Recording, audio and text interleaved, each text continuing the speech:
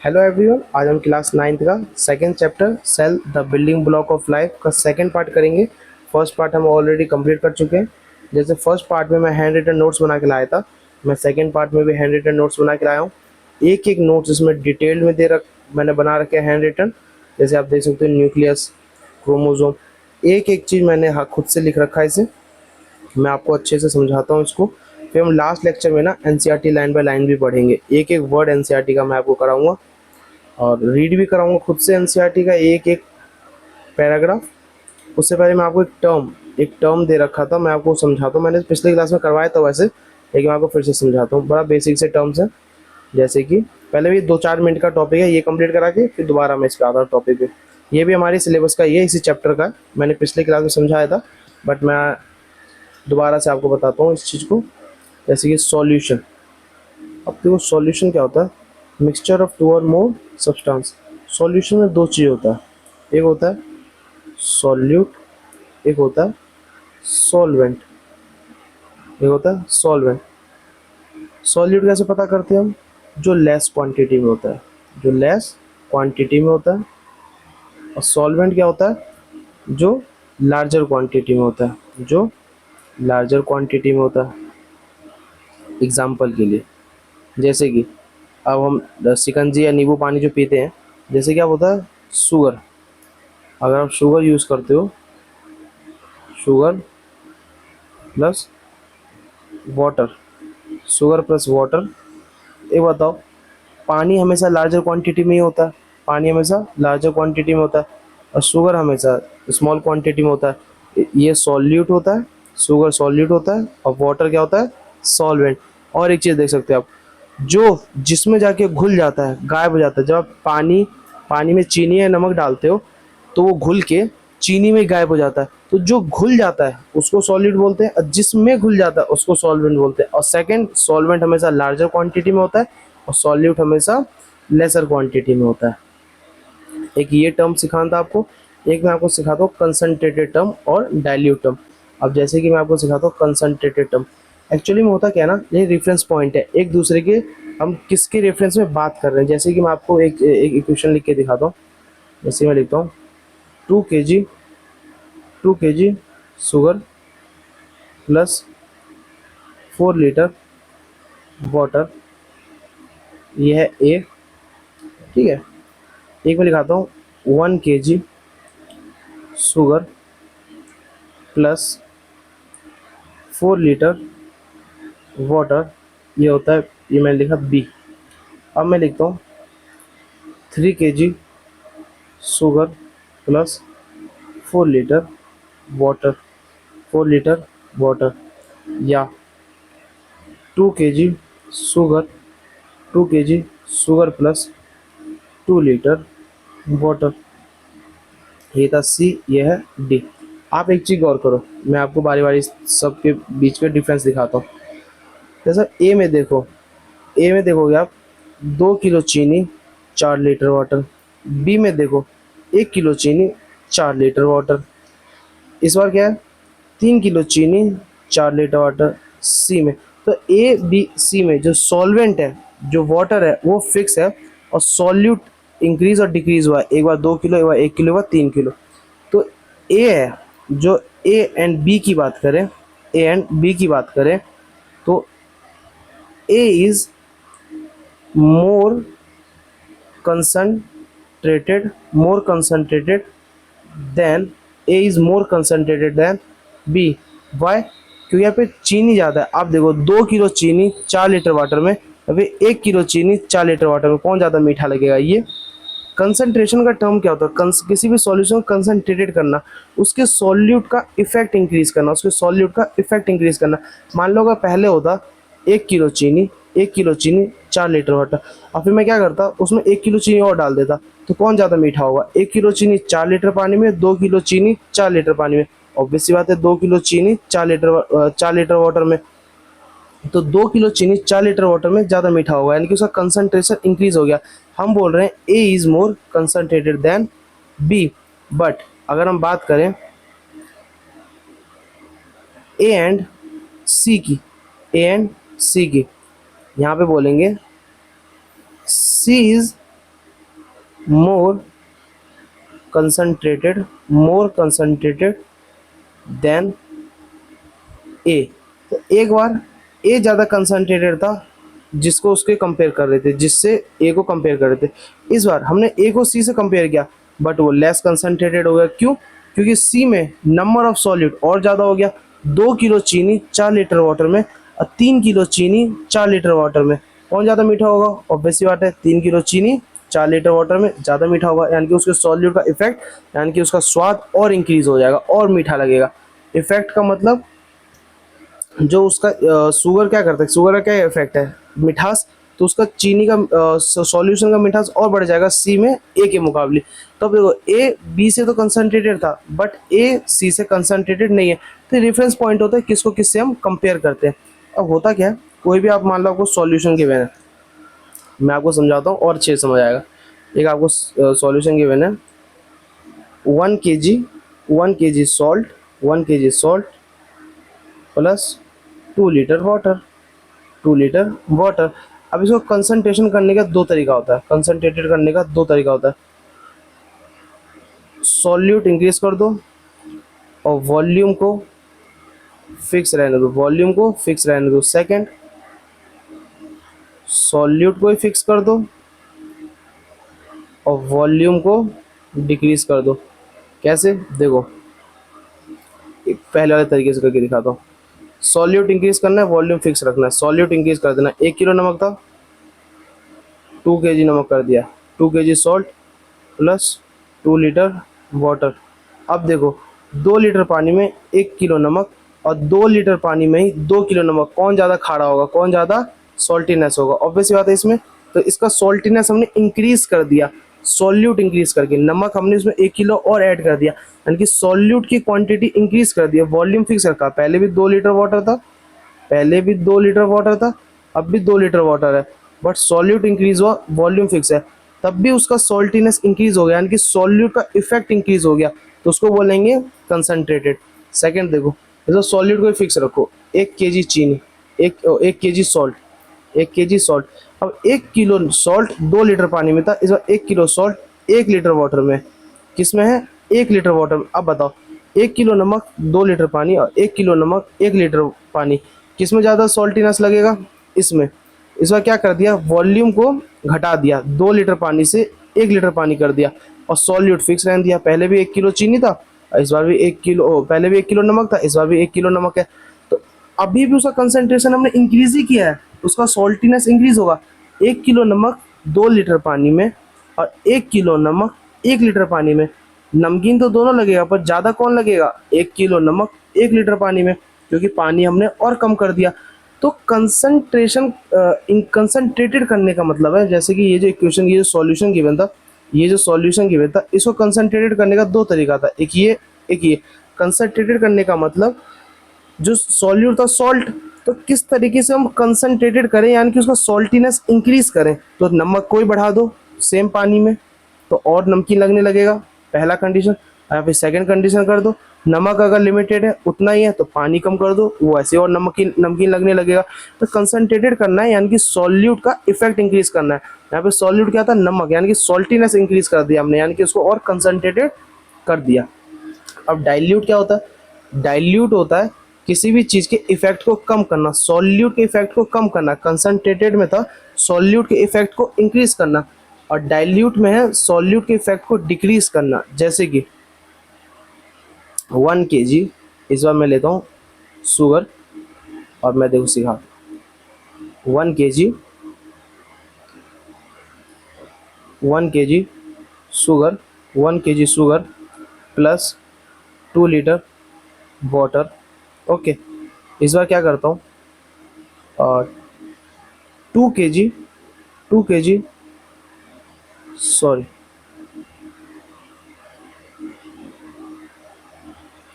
1 kg sugar plus 5 litre water, 5 litre water.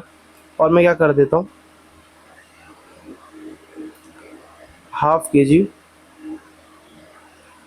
जी sugar, half K G sugar plus 2 litre water, 2 litre water. एक बार मैंने क्या किया, आप देखो, इसको इसको डाइल्यूट करना था। अब इसमें पहले तो सॉल्यूट क्या है, शुगर, सॉल्यूट क्या है, शुगर। और सॉल्यूट का इसमें इसमें जो शुगर है, इसमें जो सॉल्यूट है उसका इफेक्ट क्या है, मिठास, स्वीटनेस। शुगर क्या करता है, स्वीटनेस देता है, मिठास देता है। और डाइल्यूट करना था, क्या करना था, डाइल्यूट करना था। तो मैंने डाइल्यूट बताया ना, डाइल्यूट में होता है सॉल्यूट का इफेक्ट कम करना है, यानी कि अभी मिठास कम करना है मुझे। तो गिवन था 1 किलो चीनी, 1 किलो 1 किलो चीनी गिवन था 2 लीटर पानी में। इस बार मैंने क्या किया, चीनी 1 किलो ही रहने दिया, पानी 5 लीटर कर दिया, 2 लीटर से 5 लीटर कर दिया। तो मिठास उसका कम हो गया, मिठास उसका कम हो गया, यानी कि इसको क्या बोल देंगे, ये डाइल्यूट हो गया।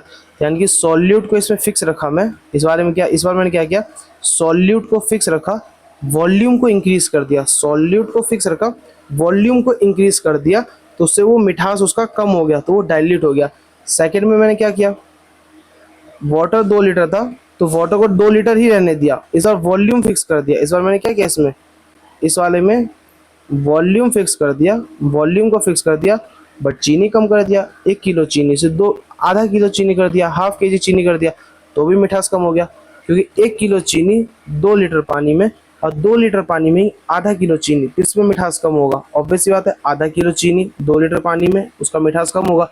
तो इस वाले कंडीशन में मैंने क्या किया, वॉल्यूम फिक्स रहने दिया, सॉल्यूट कम कर दिया। पहले बार में क्या किया, सॉल्यूट फिक्स रहने दिया, वॉल्यूम इंक्रीज कर दिया, तो डाइल्यूट कर दिया। तो डाइल्यूट का मतलब होता है और सॉल्यूट के इफेक्ट को कम करना, और कंसंट्रेशन का मतलब होता है सॉल्यूट के इफेक्ट को इंक्रीज करना। जैसे कि और एक एग्जांपल ले लेते हैं लास्ट, यहाँ पे मैं जो इफेक्ट बोल रहा हूँ ना, या फ्लेवर बोल रहा हूँ, सॉल्टीनेस, स्वीटीनेस, हमेशा खाने की बात नहीं कर रहा मैं, ये कोई भी हो सकता है। चाहे HCl जो होता है, HCl, या कोई भी एसिड, एसिड का इफेक्ट क्या होता है, बर्निंग इफेक्ट। अगर इसमें वाटर डाल दूँ, इसमें पानी डाल दूँ, इसका बर्निंग इफेक्ट क्या होगा, जो जलाने का इसका इफेक्ट होगा, बर्निंग इफेक्ट क्या हो जाएगा, कम हो जाएगा। डायरेक्ट एसिड को अपने उंगली पे रखेंगे तो जला देगा, वाटर मिलाएंगे तब भी जलाएगा, बट कम। तो क्या किया, आप बोलोगे सर ये तो अभी तो चीनी या नमक की बात कर रहे थे, वो सॉलिड क्रिस्टल्स होते हैं, HCl सॉलिड तो लिक्विड होते हैं। जरूरी नहीं है सॉल्यूट हमेशा सॉलिड ही हो, सॉल्यूट लिक्विड फॉर्म में भी हो सकता है। मैं सॉल्यूट बताया था ना, जो लेस क्वांटिटी में होता है, लेस क्वांटिटी में होता है। यहाँ पे एसिड लेस क्वांटिटी में और वाटर मोर क्वांटिटी में, तो ये हो गया सॉल्वेंट, ये हो जाएगा सॉल्वेंट। तो यहाँ पे मैंने क्या किया, HCl का, HCl में वाटर मिला दिया, उसका बर्निंग इफेक्ट कम कर दिया, यानी कि सॉल्यूट का इफेक्ट, सॉल्यूट का जो इफेक्ट था, इसका इफेक्ट क्या था, बर्निंग इफेक्ट, इसका इफेक्ट कम हो गया। जब इफेक्ट कम हो गया तो ये भी क्या हो गया, डाइल्यूट, इसको भी बोलेंगे डाइल्यूट। कंसंट्रेटेड कैसे होता, जो एसिड बनता है जिस केमिकल से, इसको और इसमें मिला देते तो इसका बर्निंग इफेक्ट इंक्रीज हो जाता। जैसे उसका इफेक्ट इंक्रीज, तो कंसंट्रेटेड इफेक्ट हमने डिक्रीज कर दिया, तो यानी कि हमने उसको डाइल्यूट कर दिया, हमने उसको डाइल्यूट कर दिया। आई होप आपको ये समझ आ गया होगा। अब आप लोग पढ़ते हो डिफ्यूज़न, क्या पढ़ते हैं, डिफ्यूज़न, क्या पढ़ते हैं, डिफ्यूज़न। अब डिफ्यूज़न, डिफ्यूज़न क्या होता है, ये सब एनसीईआरटी में गिवन है, सबका सब एनसीईआरटी में गिवन है। डिफ्यूज़न क्या होता है, नेट नेट मूवमेंट, डिफ्यूज़न क्या होता है, net movement of particle, net movement of particle. Background sound अगर बीच में कभी आए ना तो प्लीज़ उसे इग्नोर करना, बाकी ज़्यादा नहीं आएगा। Net movement of particles, net movement of particles from high concentration, high concentration, high concentration to low concentration, to low concentration. मान लो एक ये मैंने बॉक्स बना दिया, ठीक है, ये मैंने एक बॉक्स बना दिया, बीच में मैंने ये गैप बना दिया, इसके अंदर ये छोटे छोटे, इसके अंदर पानी भरा हुआ है, और ये छोटे छोटे छोटे छोटे छोटे छोटे बॉल है, और इसके अंदर सिर्फ ना 2 बॉल है, इसके अंदर ना सिर्फ ये 2 बॉल है, सिर्फ 2 बॉल है। जैसे ही इस सब में, इसमें पूरे में पानी भरा हुआ है, इसमें पानी भरा हुआ है, पानी में तैर रहे हैं बॉल। जैसे ही मैं ये वॉल को हटाऊंगा, जैसे ही मैं इस वॉल को हटाऊंगा, ये छोटे छोटे छोटे छोटे पार्टिकल जो है ना, ये इस तरीके से फैल जाएंगे, ये इस तरीके से फैल जाएंगे, यहाँ से कुछ हट जाएंगे, ऑब्वियसली बात है, यहाँ से कुछ हट जाएंगे, और ये इस यहाँ से कुछ हट जाएंगे, और ये चारों तरफ फैल जाएंगे, हर तरफ ये फैल जाएंगे। ये हो सकता है ये वाइट वाला भी, ये वाइट वाला भी यहाँ से मूव करके कहीं इधर आ जाए। तो ये हाई कंसंट्रेशन से, पहले आप देख रहे थे ना एक तरफ इस एरिया में ज़्यादा बॉल्स थे, इस एरिया में ज़्यादा बॉल्स थे, इस एरिया में 2 ही बॉल्स है। तो इस बार क्या किए, ये बॉल्स इधर से इधर से इधर, इधर से इधर मूव किए।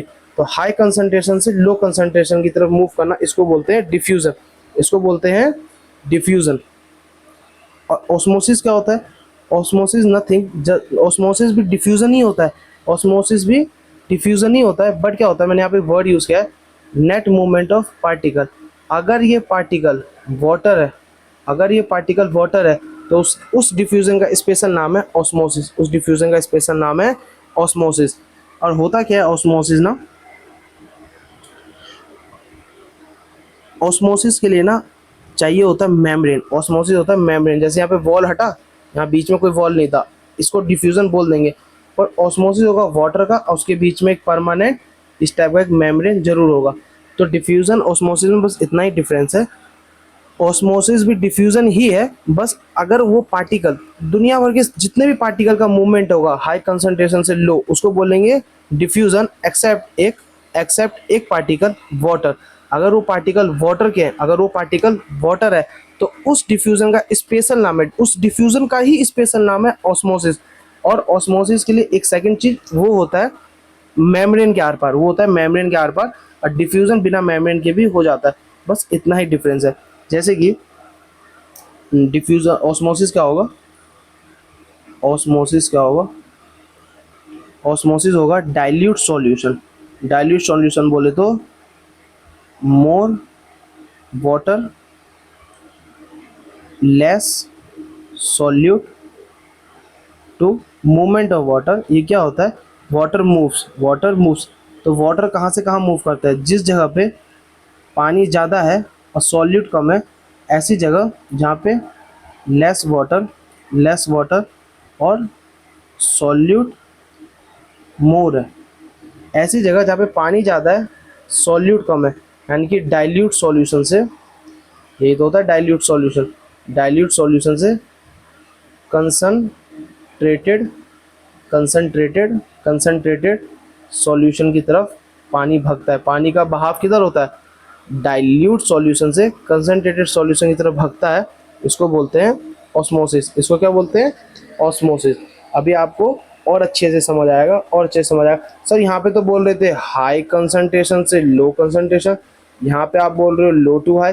ये कंसंट्रेशन की बात नहीं कर रहे, यहाँ पे डाइल्यूट और कंसंट्रेटेड सॉल्यूशन दो अलग अलग टाइप के सॉल्यूशन है। वहाँ पे एक हाई कंसंट्रेशन में था, एक लो कंसंट्रेशन में था।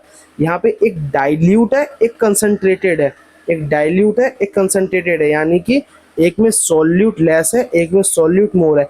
वहाँ पे क्या था, एक स्पेसिफिक स्पेस में, एक स्पेसिफिक जगह पे, यहाँ इसमें क्या था, एक स्पेसिफिक जगह पे नंबर ऑफ पार्टिकल्स ज़्यादा थे, एक स्पेसिफिक जगह पे नंबर ऑफ पार्टिकल्स कम।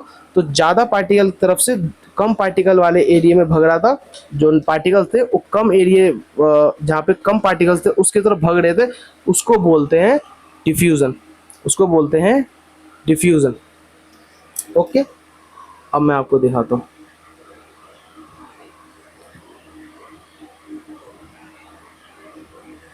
और वैसे भी इसमें ना, इस वाले में एक और चीज़ बता देता हूँ मैं आपको, कितने बच्चे कंफ्यूजन होते ना, तो मेरे को एक चीज़ ध्यान में आया।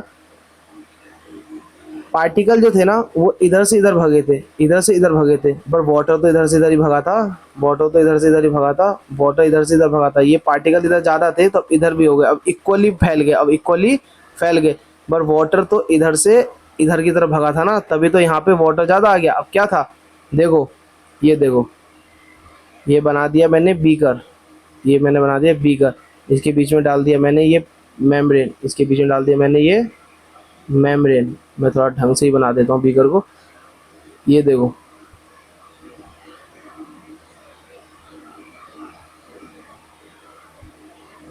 मैं दिखाता हूँ आपको, बस एक सेकंड रुको, ऐसा मस्त समझ में आएगा ना ये।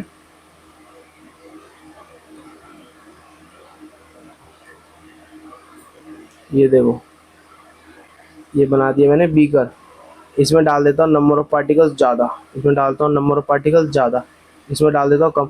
टोटल पानी है भाई इस बीकर में, टोटल पानी है 1 लीटर। तो ऑब्वियस सी बात है ये दोनों इक्वल है, ये जितना, ये जो हाफ पार्ट जितना है, उतना ही हाफ पार्ट इसमें, इसमें सॉल्यूट ज़्यादा आ गया, इसमें सॉल्यूट क्या आ गया, ज़्यादा आ गया। तो ऑब्वियस सी बात है इसमें इसके अंदर सॉल्यूट कम है, इस वाले में, इस वाले एरिया में वाटर ज़्यादा होगा, वाटर ज़्यादा होगा क्योंकि सॉल्यूट कम है। इस वाले में क्या है, वाटर कम है और सॉल्यूट ज़्यादा। तो होता क्या है, जैसे ही ये जो पर्दा है, ये जो बीच में जो पूरा पर्दा है, जैसे ही ये हटेगा इस तरीके से, ये लो हट गया, जैसे ही ये हटेगा, ये जितने भी पार्टिकल हैं, जितने भी पार्टिकल हैं, ये भागेंगे इस तरफ, ये इस तरीके से पूरा पूरे में फैल जाएंगे, इस तरीके से पूरे में फैल जाएंगे। ऑब्वियस बात है इसमें से दो चार गायब भी हो जाएंगे, फिर इसमें से दो चार गायब भी होंगे क्योंकि वो गायब नहीं होंगे, वो फैल गए। जब ये फैल गए तो यहाँ पे पार्टिकल इधर से इधर मूव किया, पर वाटर इधर से इधर मूव किया, तो वाटर, मोर वाटर और लेस सॉल्यूट, यहाँ पे सॉल्यूट इस तरफ सॉल्यूट लेस ही तो था, इस तरफ सॉल्यूट लेस ही तो था, तो लेस सॉल्यूट एरिया से मोर सॉल्यूट एरिया की तरफ गया, यानी कि ये देखो लेस सॉल्यूट एरिया से मोर सॉल्यूट की तरफ गया। तो सेम चीज़ है, डिफ्यूजन और ऑस्मोसिस में डिफरेंस कुछ नहीं है, बस osmosis is a type of diffusion, बस उसमें पार्टिकल क्या है, वाटर, उसमें पार्टिकल क्या है, वाटर। अब देखो, अब आते हैं हम मेन टॉपिक पे, जो आज का मेन टॉपिक है, सेल मेम्ब्रेन से हमें शुरू करना है, सेल मेम्ब्रेन से हमको शुरू करना है। होप आप लोग को अभी तो जो मैंने टर्म समझाया बहुत अच्छे से समझ आ गया होगा। अब मैं सिखाता हूँ आपको सेल मेम्ब्रेन। सेल मेम्ब्रेन क्या होता है, जो आउटर मोस्ट लेयर होती है, जो सेल की सबसे आउटर मोस्ट लेयर होती है, उसे बोलते हैं सेल मेम्ब्रेन। एक बात याद रखना, ये मैं बात कर रहा हूँ एनिमल सेल की, क्योंकि प्लांट सेल में सबसे आउटर मोस्ट लेयर होती है सेल वॉल, सबसे आउटर मोस्ट लेयर होती है सेल वॉल, उसकी भी बात करेंगे, सेल वॉल की भी बात करेंगे, बट हम सेल मेम्ब्रेन की बात कर लेते हैं। पर आउटर मोस्ट लेयर जो होती है ना प्लांट सेल में, वो होती है सेल वॉल, बट ऐसा नहीं है सेल मेम्ब्रेन होती ही नहीं है, प्लांट सेल में भी cell wall outer most layer होती है, बट सेल मेम्ब्रेन होती है। तो सेल मेम्ब्रेन चाहे एनिमल का हो चाहे प्लांट का, उसके स्ट्रक्चर के बारे में देखते हैं, उसके स्ट्रक्चर के बारे में हम देखते हैं। ये देखो, extremely thin, about 7 to 10 nanometre, बहुत ज़्यादा पतली होती है। It is made up of lipid, यानी कि फैट्स एंड प्रोटीन। ये किससे मिलके बने होते हैं, लिपिड और प्रोटीन से मिलके बने होते हैं। इसकी प्रमाण, इस चीज़ का प्रूफ कौन देता है, fluid mosaic model. Fluid mosaic model से ही हमें पता चलता है जो हमारा सेल मेम्ब्रेन है वो किससे मिलके बना है, फैट एंड प्रोटीन से। ये होता है फ्लूइड मोज़ेक मॉडल। ये एक्चुअली में स्ट्रक्चर जो है ना, ये जो स्ट्रक्चर आपको दिख रहा है, ये स्ट्रक्चर है हमारे सेल मेम्ब्रेन का। रियल में हमारा सेल मेम्ब्रेन ऐसा होता है। ये जो आप देख रहे हो बच्चों की तरह, ये एक हेड और ये दो पैर, ये एक्चुअली में होता क्या है, ये देखो आप, ये देखो, ये यहाँ पे समझा रखा है। इसमें होता है एक हेड जो आउटवर्ड होता है, देख रहे हो, ये होता है लिपिड बाइलेयर, ये होता है लिपिड बाइलेयर। ये क्या होता है, लिपिड बाइलेयर। ये देखो, लिपिड बाइलेयर, ये होता है लिपिड। ये क्या होता है, ये जो स्ट्रक्चर देख रहे हो लिपिड का स्ट्रक्चर होता है, और ये बाइलेयर में होता है, ऊपर और नीचे, ऊपर और नीचे इस तरफ से लगे होते हैं, ये इस तरीके से लगे होते हैं। ये देखो, एक ऊपर से, एक ये नीचे से, तो ये दो लेयर होता है, दो लेयर होता है। जो ये जो हेड होता है, ये जो गोला हेड है, ये बाहर की तरफ होता है, ये बाहर की तरफ होता है, और जो टेल होता है, ये जो टेल होता है, ये होता है अंदर की तरफ। क्यों, जो हेड होता है ना, ये वाटर अट्रैक्टिंग होता है। आप लोग समझने की प्लीज़ कोशिश करना। ये जो वाटर होता है ना, ये जो हेड होता है ना, ये वाटर अट्रैक्टिंग होता है, ये आउटवर्ड होता है, बाहर की तरफ। देखो, मान लो ये सेल मेम्ब्रेन है, एक मिनट, एक सेकेंड आप लोग वेट करना।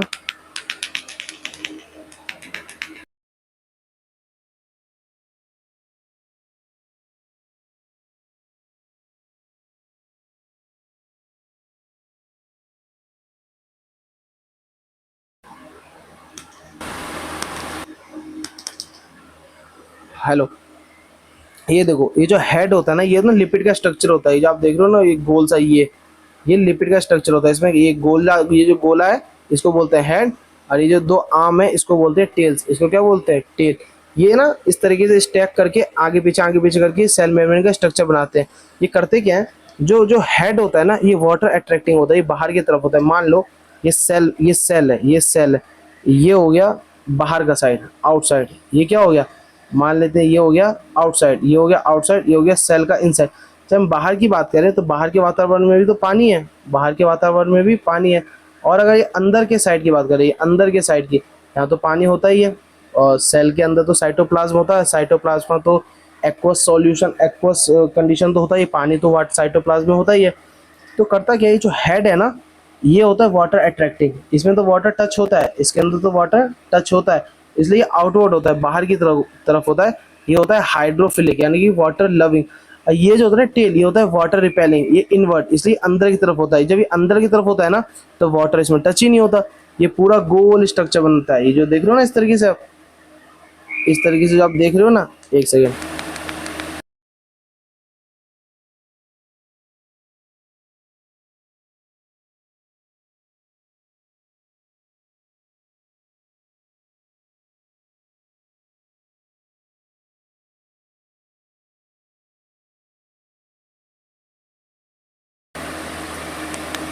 यस। ये जो इस तरीके से जब स्ट्रक्चर देख रहे हो ना, ये जो इस तरीके से स्ट्रक्चर देख रहे हो ना, हेड टेल, हेड टेल, ये इस तरीके से, इस तरीके से जो आप स्ट्रक्चर देख रहे हो, ये पूरा घूम के ना ऐसे पूरा गोल बनते हैं, यही पूरा गोल, ये जो पूरा जो देख रहे हो सेल मेम्ब्रेन ऐसे सीधा लाइन बना देते हैं, वो इसी से मिलके बनते हैं, यही यही यही दोनों, यही दोनों, यही पूरा स्ट्रक्चर इस तरीके से बनता है। ये जो पूरा जो सीधे ऐसे बोल देते हैं ना, ये सेल मेम्ब्रेन, ये सेल मेम्ब्रेन, ये जो गोला है ना, ये यही होता है, पूरा इस तरीके से ही बना होता है। ये माइक्रोस्कोप में देखने से पता चलता है, ऐसे मैं अपने आंखों से नहीं दिखता, जो कोई भी सेल अपने हाथों का सेल या कोई सेल देख लिया इस तरीके से दिख जाएगा, ऐसे नहीं दिखेगा। ये दो लेयर होते हैं, लिपिड होता है, ये सिंगल एक लिपिड होता है, ये सिंगल, ये सिंगल एक लिपिड होता है, सॉरी, ये सिंगल, ये सिंगल एक लिपिड होता है, ये आगे पीछे इस तरीके से लिपिड बाई लेयर बनते हैं, two layer special fat molecule. ये स्पेशल फैट मॉलिक्यूल होता है विद प्रोटीन एम्बेडेड। आप यहाँ पे देख सकते हो एक पॉइंट लिख रखा मैंने, विद प्रोटीन एम्बेडेड। ये जो नीले कलर के गोल गोल स्ट्रक्चर देख रहे हो ना, ये स्ट्रक्चर, ये प्रोटीन होते हैं, इसके अंदर प्रोटीन धसे होते हैं। प्रोटीन क्या करता है, सेल मेम्ब्रेन से एक्चुअली में क्या होता है, सेल मेम्ब्रेन को हम सेलेक्टिवली परमेबल मेम्ब्रेन कहते हैं। तो सेल मेम्ब्रेन को सेलेक्टिवली परमेबल मेम्ब्रेन क्यों कहते हैं, इसको सेलेक्टिवली परमेबल मेम्ब्रेन इसलिए कहते हैं, तो परमेबल होता है, ये अलाउ करता है सब्सटेंस को आने जाने में, और ये सेलेक्टिवली होता है, ये सेलेक्टिव सब्सटेंस को ही आने जाने में हेल्प करता है। ये जो हार्मफुल होता है सेल के लिए उसको ब्लॉक करता है, और जो हेल्पफुल सब्सटेंस होते हैं, जो न्यूट्रिट सब्सटेंस होते हैं, जो सेल को न्यूट्रिशन प्रोवाइड करते हैं, उस टाइप के सब्सटेंस को अलाउ करता है। वो जो ट्रांसपोर्ट होता है ना सेल का, वो इसी प्रोटीन स्ट्रक्चर के थ्रू होता है, इसी प्रोटीन स्ट्रक्चर से आएगा, इसी प्रोटीन स्ट्रक्चर के थ्रू जाएगा। ये जो प्रोटीन का स्ट्रक्चर है इसी के थ्रू आएगा, इसी के थ्रू जाएगा। तो देखो मैं आप लोगों को बता देता हूँ, इसको ये रब हो गया तो पूरा रब ही कर देता हूँ मैं, यहाँ पे बना दूंगा दोबारा प्रोटीन का स्ट्रक्चर, ये मैंने बना दिया। तो इसी प्रोटीन के स्ट्रक्चर के थ्रू आएगा मॉलिक्यूल या कुछ भी सब्सटेंस, और इसी प्रोटीन के थ्रू जाएगा। अब आप देखो, ये जो छोटे छोटे लाल लाल जो गोले स्ट्रक्चर दिख रहे हैं ना आपको, ये शुगर के होते हैं।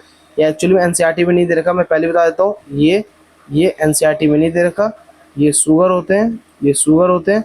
इसके बारे में आपको बताऊंगा, ये बहुत हेल्पफुल चीज़ है। ये एनसीईआरटी में एक्चुअली में इसका यूज़ क्या है वो तो दे रखा है, बट इसका नाम नहीं दे रखा, इसका नाम नहीं दे रखा।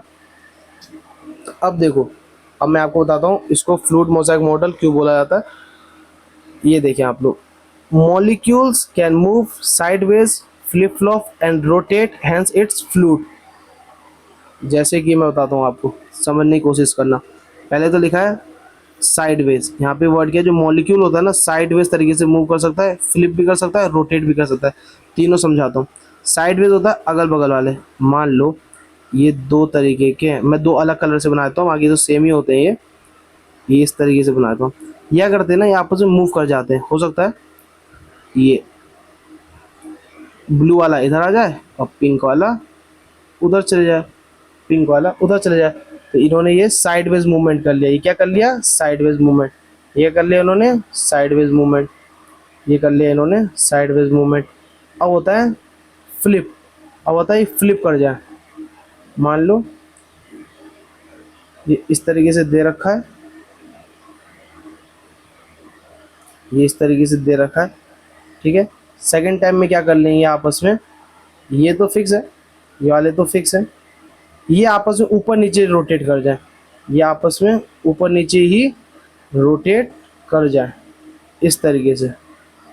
देख लो, ग्रीन वाला ऊपर था नीचे आ गया, वाइट वाला नीचे था ऊपर था, अब पहले नीचे था अब ऊपर चला गया। ये फ्लिप कर जाए, ये आपस में फ्लिप कर जाए, और ये कई बार रोटेट भी कर जाते हैं, घूम भी जाते हैं। तो एक दूसरे को साइडवेज में मूव कर जाना मॉलिक्यूल का, आपस में ही फ्लिप कर जाना या रोटेट कर जाना, इसी को बोलते हैं फ्लूइडिटी। इसलिए हम बोलते हैं जो हमारा सेल मेम्ब्रेन होता है ना, उसमें फ्लूइडिटी नेचर भी होता है, उसमें फ्लूइडिटी नेचर भी होता है। फ्लूइडिटी का क्या मतलब होता है? बहते रहना, स्ट्रक्चर चेंज होते रहना। तो इसके मॉलिक्यूल्स आपस में स्ट्रक्चर चेंज होते हैं, वो कोई स्ट्रिक्ट ऐसे स्टिफ होकर के सख्त नहीं होते जहाँ पे वो मॉलिक्यूल अरे या वहीं पे रहेगा, नहीं, वो मूव करते हैं। यही तो नेचर होता है किसी भी फ्लूइड का, जो मूव करते रहना, इसको फ्लूइडिटी का नेचर बोला जाता है। अब देखो, protein help substance to pass through membrane. मैंने बताया प्रोटीन हेल्प करता है सब्सटेंस को उनके उस मेम्ब्रेन से पास थ्रू मेम्ब्रेन से पास करने में प्रोटीन हेल्प करता है। Molecules are arranged like a tiles in a mosaic. It is called a mosaic model. Mosaic होता है ना, जो फ्लोर पे जैसे टाइल लगे होते हैं, उस तरीके से ना इसमें मॉलिक्यूल्स, प्रोटीन, आप अगली क्लास में पढ़ोगे कोलेस्ट्रॉल, डिफरेंट पार्टिकल्स ना इस सेल मेम्ब्रेन में धंसे होते हैं टाइल्स की तरह, इसलिए इसको मोज़ेक मॉडल बोला जाता है। अब आ गया सबसे इंपॉर्टेंट जो मैंने बताया था, शुगर का स्ट्रक्चर, जो एनसीईआरटी में नहीं दे रखा। Cell communicate with their surrounding and their neighbouring cells through cell membrane. जो एक सेल होता है ना, वो दूसरे सेल से या फिर एक सेल अपने सराउंडिंग नेचर से किस तरीके से कम्युनिकेट करता है अपने सेल मेम्ब्रेन के थ्रू यहाँ पे दे रखा है थ्रू सेल मेम्ब्रेन के थ्रू तो करता है, पर किस चीज़ से? सेल मेम्ब्रेन में ऐसा क्या है जो वो कर लेता है? कोई माइक लगाए क्या, कोई स्पीकर लगाए क्या? नहीं। वो जो सुगरी स्ट्रक्चर देखे थे आपने, गोल गोल ये जो सिखाए थे मैंने आपको,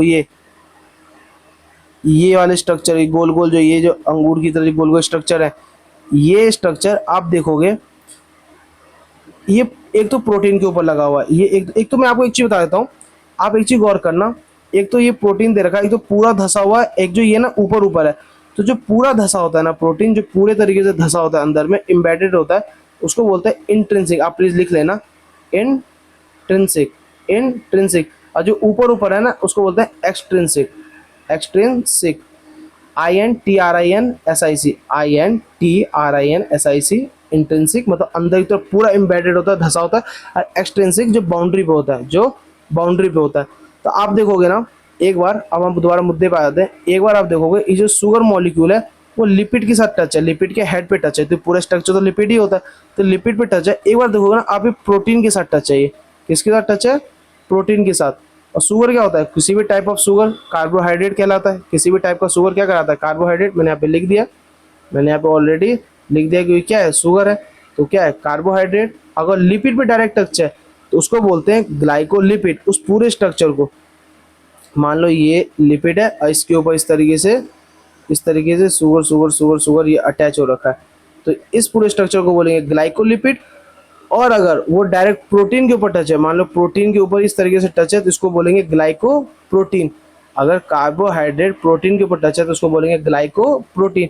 ये जो स्ट्रक्चर बनता है ना, ग्लाइकोलिपिड, ग्लाइकोप्रोटीन, ये वर्ड ग्लाइकोलिपिड, ग्लाइकोप्रोटीन एनसीईआरटी में नहीं दे रखा, बट मैंने आपको इसलिए समझा दिया कि बहुत बेसिक है, कुछ एक्स्ट्रा नहीं है ज़्यादा। वैसे भी अगर जो बच्चा 11th में बायो लेगा उसको ये पढ़ना ही है, लेकिन ये कोई ऐसा नहीं जो 9th क्लास के हिसाब से बहुत ज़्यादा मैंने हायर बता दिया।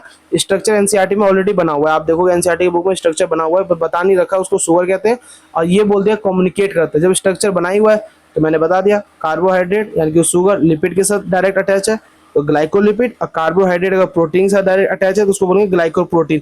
ये जो ग्लाइकोलिपिड ग्लाइकोप्रोटीन स्ट्रक्चर होता है ना, इसी की हेल्प से सेल अपने सराउंडिंग से और सेल दूसरे सेल के साथ कम्युनिकेट करता है। अब देखो सेकेंड स्ट्रक्चर पे आ जाते हैं हम।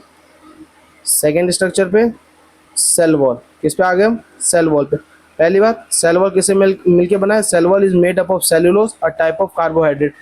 सेल वॉल सेलुलोज से मिलके बनता है। सेलुलोज क्या होता है? ये भी एक टाइप ऑफ कार्बोहाइड्रेट होता है, बस आपको इतना याद रखना है।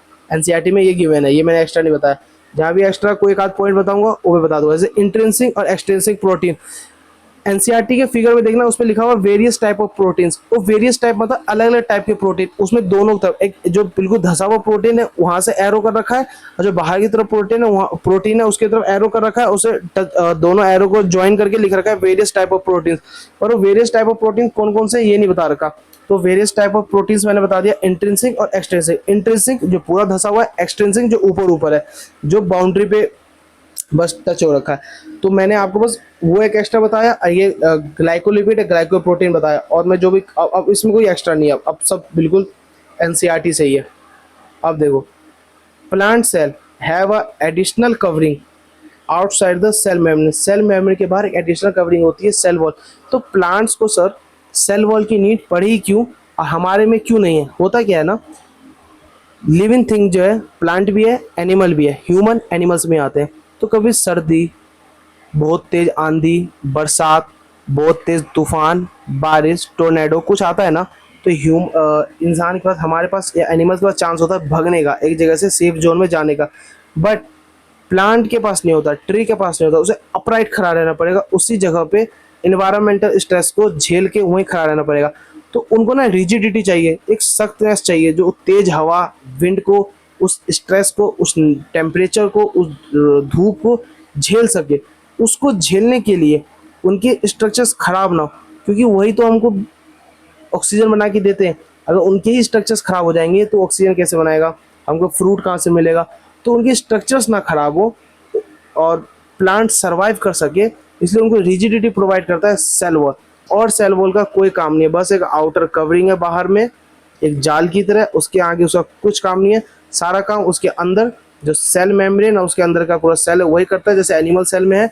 बट एक बस सेल मेम्ब्रेन के बिल्कुल सेम सेल है, बस सेल मेम्ब्रेन के बाहर, मतलब मैं ये नहीं कह रहा एनिमल सेल और प्लांट सेल सेम है, बट प्रोसेस सारा जैसे एनिमल सेल का कैसे है, सेल मेम्ब्रेन, और सेल मेम्ब्रेन के अंदर का जो पूरा ऑर्गेनेल्स है, साइटोप्लाज्म है, न्यूक्लियस है, वो काम करता है। वैसे ही प्लांट सेल में, बट एक आउटर कवरिंग दे रखा है सेल वॉल की। अब मैं आपको और बच्चे वैसे भी हम आगे पढ़ने वाले हैं, जो सेल वॉल के जो ऑर्गेनेल्स है, न्यूक्लियस, माइटोकॉन्ड्रिया, इन सब के बारे में, गोल्जी बॉडी, ईआर, जो भी एनसीईआरटी में दे रखा है उन सब के बारे में पढ़ेंगे आगे। पहले हम देखते हैं सेल वॉल। जो मैंने आपको समझाया सेम चीज, cell wall provide rigidity to the plant to stay upright in the environmental stress like wind and rain. तेज हवा, तेज बारिश में एनवायरमेंट का जो स्ट्रेस है, एनवायरमेंटल स्ट्रेस है, उसके अंदर अपराइट खड़ा रहना, एकदम मजबूती से खड़ा रहने के लिए हेल्प करता है cell wall. It also helps leaves and flowers to remain firm. Remain firm का मतलब होता है उसका शेप चेंज नहीं होना, उसका शेप चेंज नहीं होना। सेल वॉल हेल्प करता है शेप का चेंज नहीं होने देता। सेल वॉल शेप को चेंज नहीं होने देता, वो इतना रिजिड होता है ना, जो लीव्स का और फ्लावर्स का ना शेप भी चेंज नहीं होने देता। तो रिमेन फर्म का मतलब होता है अनचेंज्ड शेप, अनचेंज शेप। अब देखो मैंने आपको एक ना इसको, ये जो बात में बोला है ना मैंने, helps helps leaves and flowers to remain firm, जो शेप चेंज नहीं होने देता। कैसे नहीं होने देता, देखो आप, रोयो लीफ और अनियन पील, चाहे हम अनियन पील सेल की बात कर लें, चाहे लीफ की बात कर रहे हैं, लेकिन प्लांट सेल की बात कर रहे हैं, दोनों दोनों में से किसी की बात कर रहे हैं, प्लांट सेल की बात कर रहे हैं। इन कंसनट्रेटेड शुगर सॉल्यूशन, उसको हमने कंसनट्रेटेड शुगर सॉल्यूशन में डाल दिया।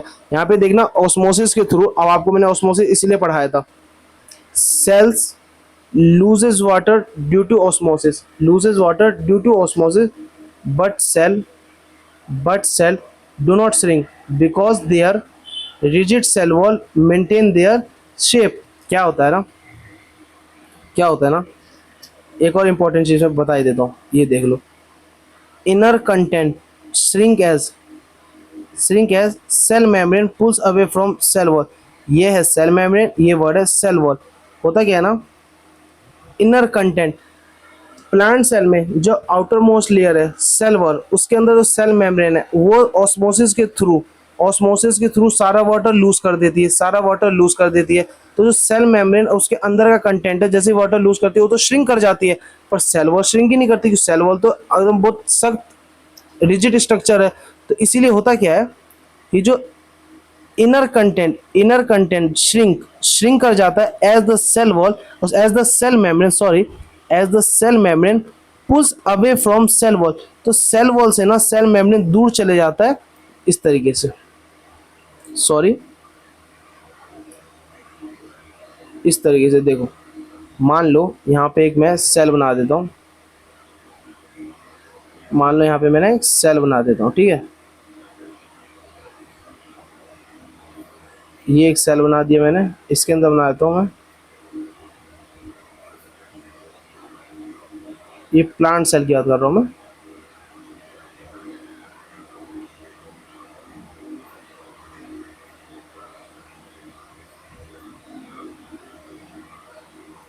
देखो ये मैंने बना दिया सेल, इसको जैसे ही कंसंट्रेटेड सॉल्यूशन में रखा, इसको जैसे ही कंसंट्रेटेड सॉल्यूशन में मैंने रखा, इसमें हुआ क्या, जो सेल वॉल है वो तो अपनी जगह पे है भाई, वो तो रिजिड स्ट्रक्चर है, उसको तो कुछ फर्क पड़ता नहीं है, उसको तो कुछ फर्क पड़ता नहीं है। फर्क किसको पड़ेगा, सेल मेम्ब्रेन और उसके स्ट्रक्चर्स को, सेल मेम्ब्रेन और उसके स्ट्रक्चर्स को। अभी देखो ये सेल वॉल फिर बना दिया मैं, सेल वॉल तो वैसा ही है, बट जो सेल मेम्ब्रेन है, बट जो ये, सॉरी मैं बताता हूँ, बट जो ये जो सेल मेम्ब्रेन है ये शुगर के क्या हो गया, दूर चला गया उससे।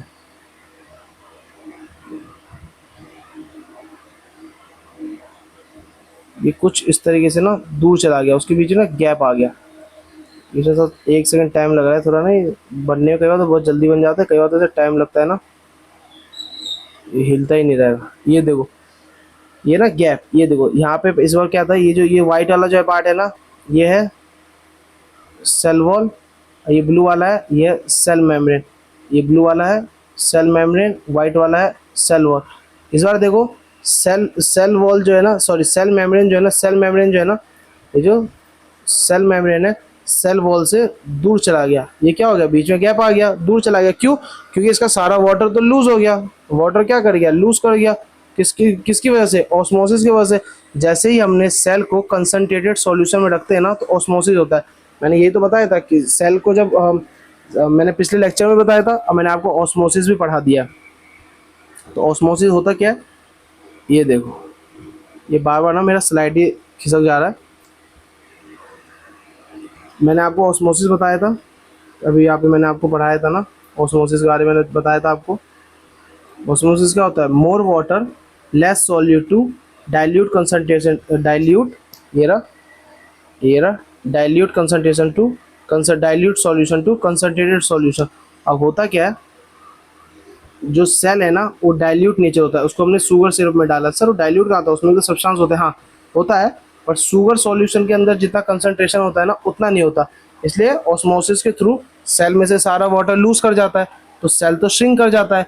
बट क्या होता है ना, सेल वो श्रिंक नहीं करता। इसलिए देखा गया है सेल में वाटर लूज कर जाता है, उसके बावजूद प्लांट सेल का ना शेप ही नहीं बिगड़ता है। क्यों, क्योंकि आउटर मोस्ट लेयर जब मशीन से या माइक्रोस्कोप में जब हम देखते हैं तो आउटर मोस्ट लेयर दिखता है, तो सेल वॉल तो श्रिंक ही नहीं करता, श्रिंक तो सेल मेम्ब्रेन कर जाता है। यहीं पे एनिमल सेल, यहीं पे बात करें अगर हम, यहीं पे अगर हम बात करें animal cell such as cheek cell when placed in the concentrated sugar solution they lose water and shrink। उसमें क्या होता है, अगर सेल इतना बड़ा है तो श्रिंक करके इतना सा हो जाएगा। इसमें सेल वॉल है ही नहीं, तो उसको माइक्रोस्कोप में दिखने में भी वो छोटा दिखता है। एक्चुअली में इसमें भी छोटा दिखेगा, अगर ढंग से देखेंगे ना तो सेल वॉल के अंदर हम पहले देखेंगे सेल मेम्ब्रेन पास में, फिर दोबारा माइक्रोस्कोप में देखेंगे तो सेल वॉल हमें तो वहीं पे दिखेगा, और सेल मेम्ब्रेन हमें दिखेगा दूर चला गया। इट मींस कि वाटर लूज करके श्रिंक कर गया, पर आउटर स्ट्रक्चर उसका छोटा नहीं होता। आउटर स्ट्रक्चर वो उसी शेप में रहता है, उसी डायमीटर में रहता है, उसको रिजिड होता है, वो रिजिड होता है। यही चीज सिखाता है, जो सेल वॉल होता है ना उसको फर्म रखता है, यानी कि उसको शेप नहीं बिगड़ने देता है। लीव्स का और फ्लावर्स का ना हार्श कंडीशन में सेल वॉल क्या करता है ना, शेप नहीं बिगड़ने देता है। जब दोबारा नॉर्मल कंडीशन आता है, जब नॉर्मल कंसंट्रेशन में आता है तो दोबारा सेल मेम्ब्रेन में पानी चले जाता है, दोबारा सेल मेम्ब्रेन स्वेल कर जाता है, और दोबारा जैसे वो सेल मेम्ब्रेन सेल वॉल के पास में था दोबारा आ जाता है। तो क्या करता है ना, उसका शेप नहीं बिगड़ने देता है, शेप नहीं बिगड़ने देता है। अब जो मैंने सेलुलोज की बात की थी ना, जो सेल वॉल सेलुलोज से मिलकर बनता है ना, वो सेलुलोज हमारे डाइट में भी होता है, हमारे खाने में भी होता है।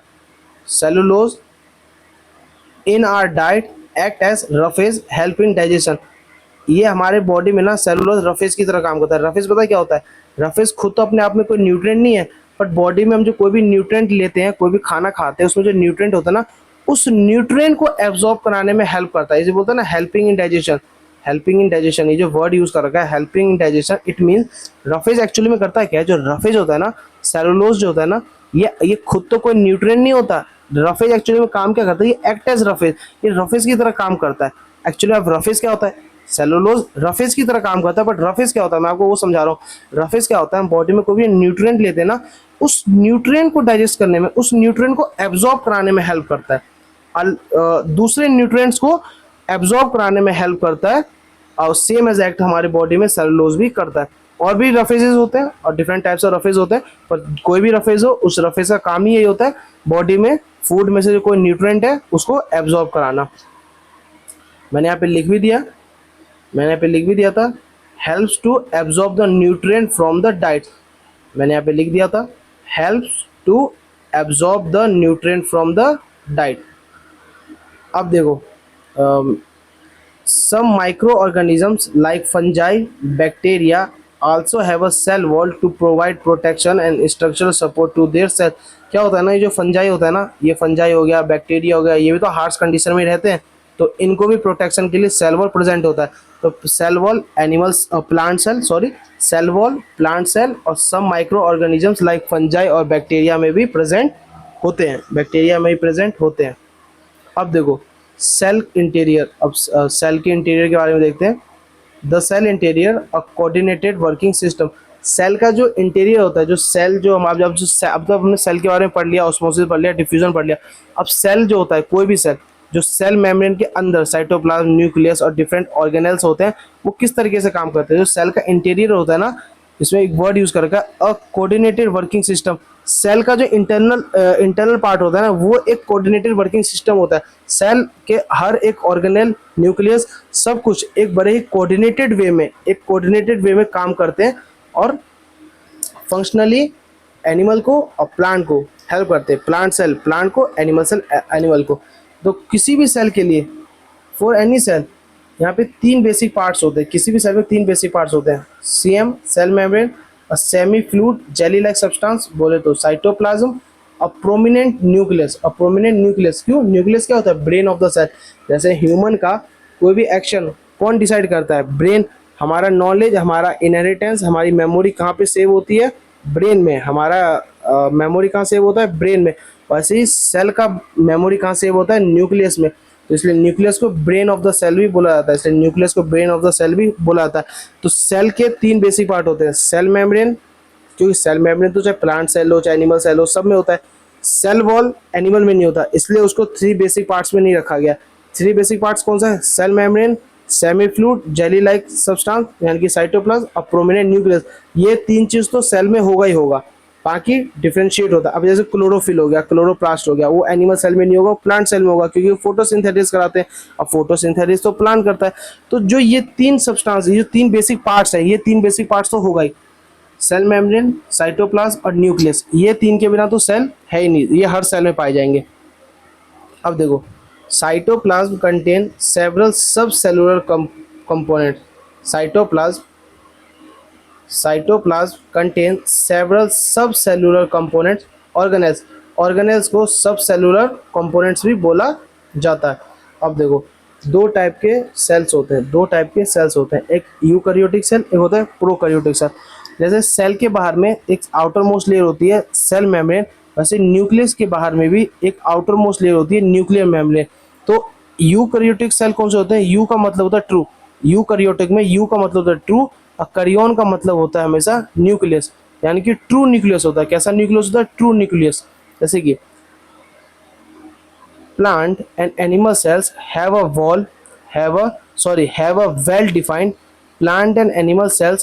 well-defined nucleus and several membrane bound organelles।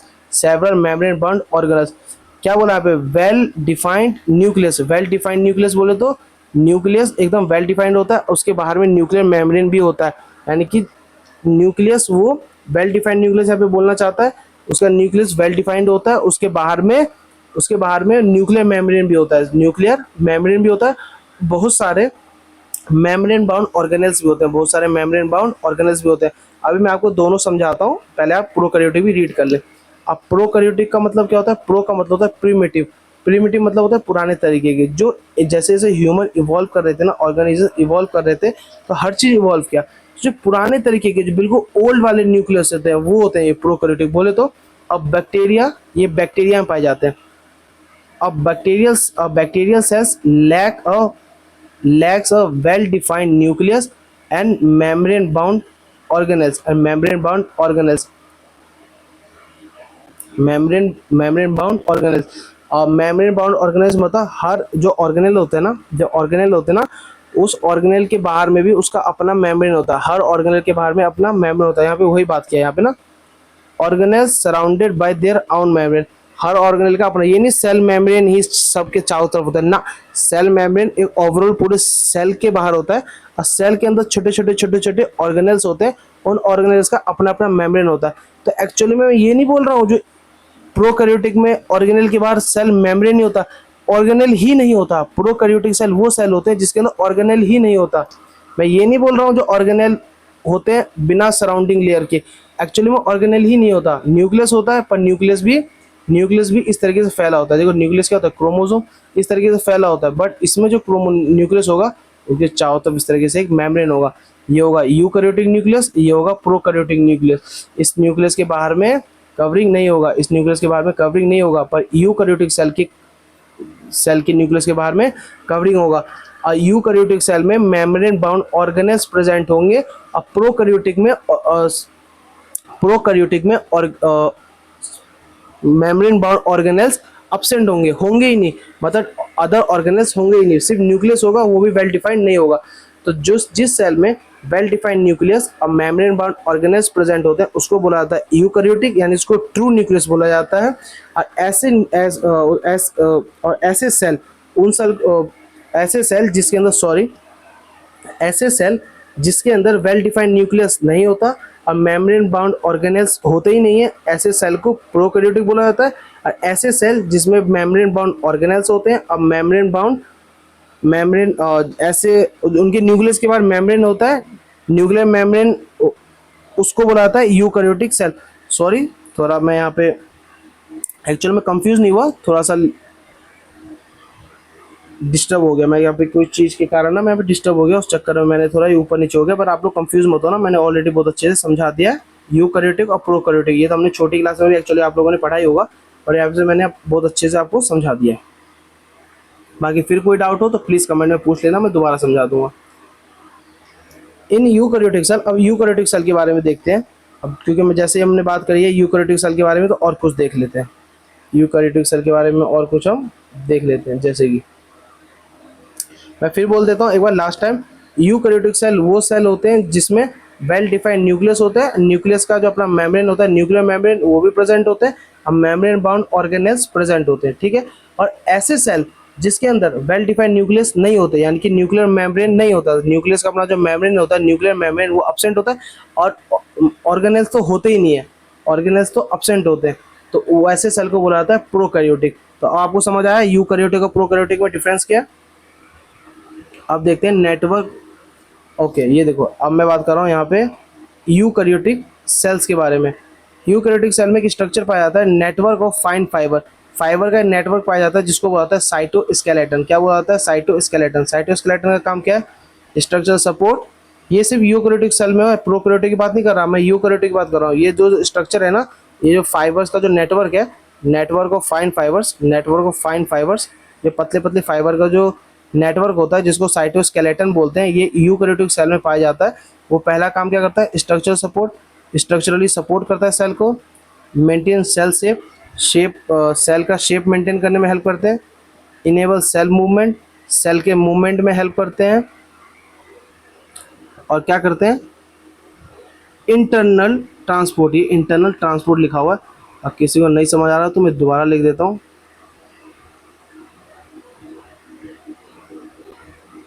Internal transport, जो सेल में इंटरनली कोई मॉलिक्यूल, कोई भी हार्मोन या कोई भी प्रोटीन, फैट्स, कार्बोहाइड्रेट, कुछ भी मूवमेंट होगा, किसी भी चीज़ का ट्रांसपोर्ट होगा, वो किसके थ्रू होगा, साइटोस्केलेटन के थ्रू। साइटोस्केलेटन वो ट्रांसपोर्ट कराने में हेल्प करता है। तो ये 4 बेसिक हेल्प हो गए जो साइटोस्केलेटन करता है।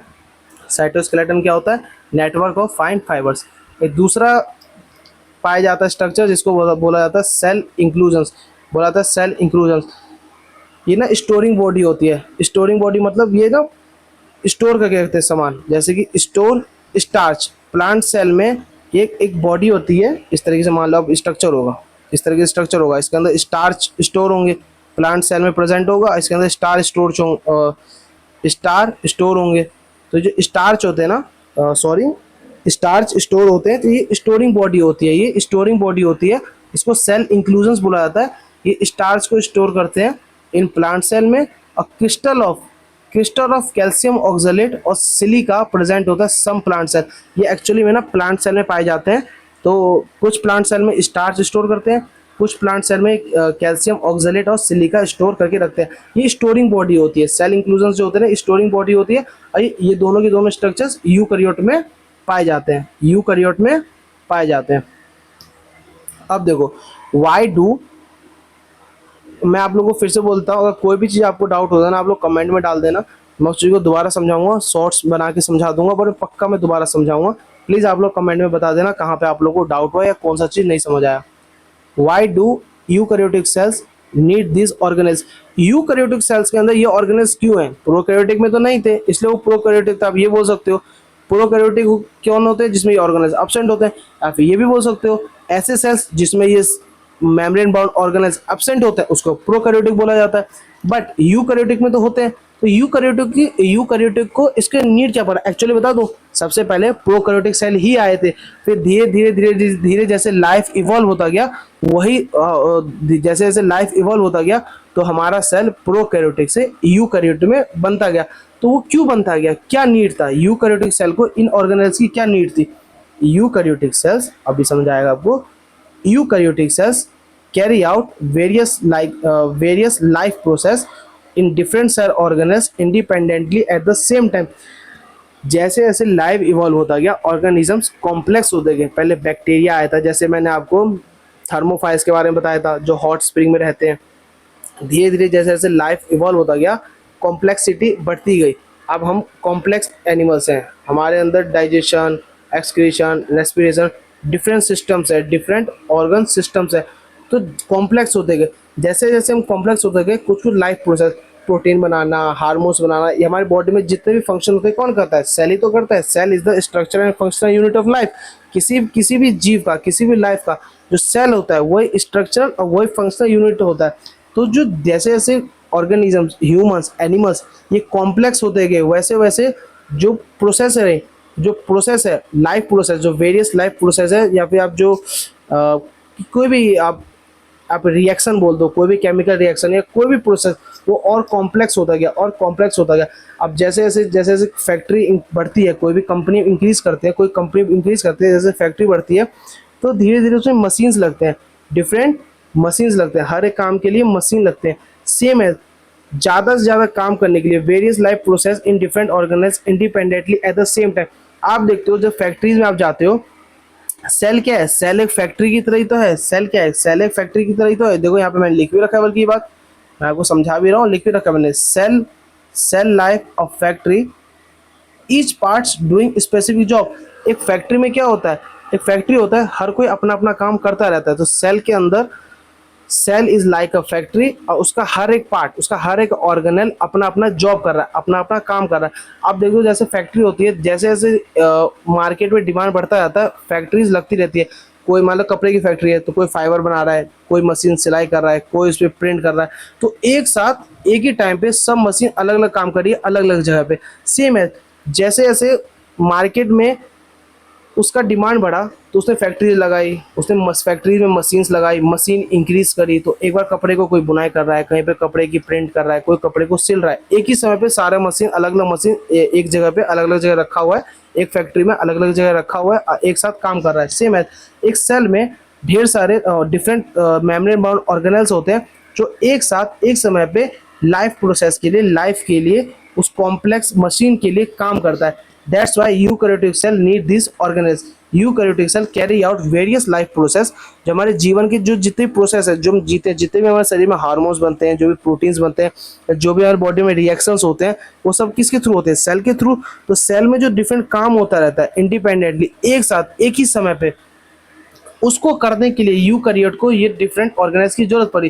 जैसे फैक्ट्री में सारे काम को अंजाम देने के लिए, सारे काम को एक साथ अच्छे तरीके से काम करने के लिए अलग अलग मशीन चाहिए ना। कोई मशीन कलर कर रहा है, कोई मशीन प्रिंट कर रहा है, कोई मशीन बुनाई कर रहा है, सब मशीन का अलग अलग काम होता है। वैसे ही हर सेल के अंदर जितने भी ऑर्गेनेल्स होते हैं सबका अलग अलग काम है, बट वो हमारे लाइफ के लिए, हमारे हमारे लिए लाइफ प्रोसेसिंग रिएक्शंस या प्रोसेस है, वो हमारे को जिंदा रखता है वो। तो वो उसी के लिए यूकैरियोटिक सेल्स को इतने ऑर्गेनेल्स की जरूरत पड़ी। आई होप आपको ये बहुत अच्छे से समझ आया होगा, वो फैक्ट्री वाला एग्जांपल लेकर के मैंने आपको समझाया। अब आप देखिए न्यूक्लियस, जैसे मैंने आपको बताया था न्यूक्लियस क्या होता है। Nucleus is the brain of the cell. What is nucleus? Nucleus is the brain of the cell. I hope आपको ये बहुत अच्छे से समझ आ गया हो। मैंने आपको ये बताया ना, जो यूकैरियोटिक सेल को इतने ऑर्गेनेल्स की नीड क्यों पड़ती है। पहले तो यूकैरियोटिक सेल आया कैसे, प्रोकैरियोटिक से धीरे धीरे जैसे कि ऑर्गेनिज्म कॉम्प्लेक्स होते गए तो यूकैरियोटिक सेल आया। अब जैसे जैसे वो कॉम्प्लेक्स होते गए, हमारा मेटाबॉलिज्म इंक्रीज हुआ, हमारे बॉडी में डिफरेंट रिएक्शंस हुए, उसको करने के लिए डिफरेंट वेरियस लाइफ प्रोसेस ऐसे प्रोसेस जो जिंदगी हमारे को जीवन रखने के लिए, हमारे जिंदा रखने के लिए जो बॉडी में प्रोसेस होते हैं वो इंक्रीज होता गया, वो कॉम्प्लेक्स होता गया, और उसको करने के लिए डिफरेंट ऑर्गेनेल्स की जरूरत पड़ी, और उसी के लिए यूकैरियोटिक सेल को इन ऑर्गेनेल्स की जरूरत पड़ी। अब न्यूक्लियस क्या होता है, देखो nucleus brain of the cell. Nucleus का स्ट्रक्चर कैसा होता है, डबल बाउंड न्यूक्लियर मेम्ब्रेन।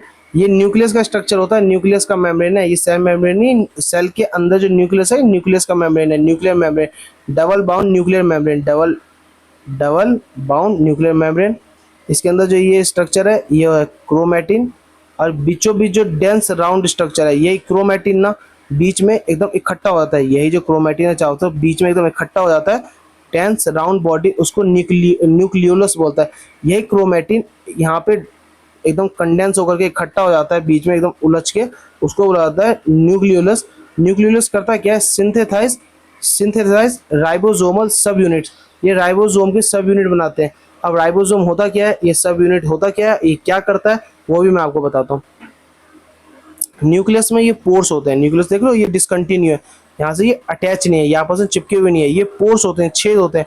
ये न्यूक्लियर पोर करते क्या है, allow the transfer of material between the nucleus and the cytoplasm. Nucleus कुछ भी जो काम करता है ना, वो और साइटोप्लाज्म के बीच का कनेक्टिविटी है।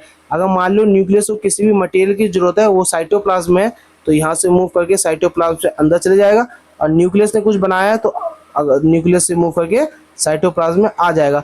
तो साइटोप्लाज्म और न्यूक्लियस के मूवमेंट के लिए इसके अंदर पोर्स होते हैं, न्यूक्लियर पोर होते हैं, कंटिन्यू नहीं होता, न्यूक्लियर मेम्ब्रेन कंटिन्यू नहीं होता। अब देखो न्यूक्लियस के बारे में क्या बताया था, सिंथेसाइज राइबोसोमल सब यूनिट। ये राइबोसोमल सब यूनिट क्या करते हैं, then move to cytoplasm where the large molecule and one small molecule assemble to form ribosome. अब मैं आपको बताता हूँ ये होता क्या है, अब आपको मैं बताता हूँ ये होता क्या। ये राइबोसोमल जो सब यूनिट बताया मैंने आपको, ribosomal subunit, nucleolus synthesise ribosomal subunit, ये दो तरीके के सब यूनिट बनाते हैं, दो तरीके के ऐसे यूनिट बनाते हैं, ये दो तरीके के इस तरह की स्ट्रक्चर बनाते हैं, दो तरीके के स्ट्रक्चर बनाते हैं। एक छोटा होता है और एक बड़ा होता है, एक छोटा होता है साइज में, एक बड़ा होता है, इसलिए स्मॉल सब यूनिट एक लार्ज सब यूनिट। ये दोनों मूव करके, मैंने बताया ना न्यूक्लियस में जो बनता है साइटोप्लाज्म में आ जाता है, हर चीज नहीं लेकिन जो साइटोप्लाज्म में आने का प्रोसेस है वो साइटोप्लाज्म में आएगा उस न्यूक्लियर पोर के थ्रू। ये साइटोप्लाज्म में आते हैं, और साइटोप्लाज्म में आने के बाद नहीं, ये साइटोप्लाज्म में आने के बाद ये अटैच हो जाते हैं, साइटोप्लाज्म में आने के बाद ये ना आपस में अटैच हो जाते हैं, और फिर ये प्रोटीन सिंथेसाइज करते हैं। इनका काम क्या है, राइबोसोम का, ये राइबोसोम बन गया, ये पहले स्मॉल यूनिट और लार्ज यूनिट, ये दोनों आपस में अटैच हो जाते हैं, तो इसको बोला जाता है राइबोसोम। और राइबोसोम का काम क्या होता है, प्रोटीन की सिंथेसिस करना, प्रोटीन बनाना। राइबोसोम का काम क्या है, प्रोटीन बनाना। अब कोई पूछेगा राइबोसोम का काम क्या होता है, तो प्रोटीन बनाना। अब क्रोमोसोम क्या होता है, क्रोमोसोम क्या होता है, अब बताओ ये क्रोमोसोम क्या होता है। Rod shape structure only visible when cell about to divide. जो क्रोमैटिन आपने देखा, मैंने बोला ना ये क्रोमैटिन बीच में एकदम कंडेंस तरीके से इकट्ठा हो जाता है, इसको न्यूक्लियोलस बोला जाता है। यही क्रोमैटिन रॉड लाइक स्ट्रक्चर, इस तरीके का एक rod like structure, cross structure, ये क्रोमैटिन जो ये धागे की तरह से, ये धागे की तरह जो इंटेंगल्ड है ना, यही क्रोमैटिन इस तरीके का स्ट्रक्चर बना लेता है, और इसी को बोला जाता है क्रोमोसोम।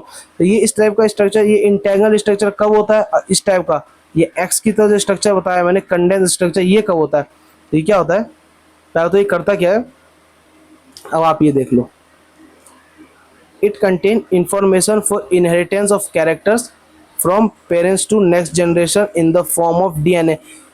क्रोमोसोम करता क्या है, क्रोमोसोम बोले या क्रोमैटिन बोले, क्योंकि दोनों एक ही चीज है, बस एक कंडेंस्ड है, एक कंडेंस्ड है, एक कंडेंस है तो उसको हम बोल देंगे क्रोमोसोम, और एक कंडेंस नहीं है तो उसको बोला जाता है क्रोमैटिन। अगर वो ढीला है, इंटेंगल्ड है, बिखरा हुआ है तो उसको बोलेंगे क्रोमैटिन।